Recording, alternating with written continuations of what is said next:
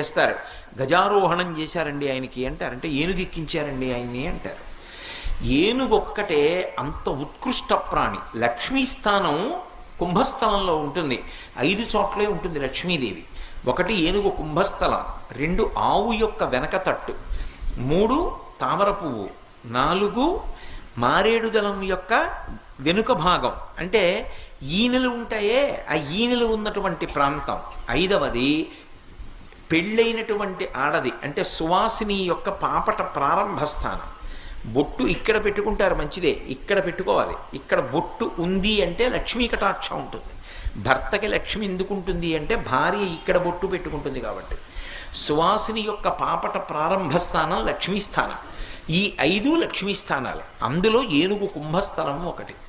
ప్రతిరోజు తెలిసి కానీ తెలియక కానీ ఏనుగు ముఖం వంక ఓసారి చూశారనుకోండి, అలక్ష్మి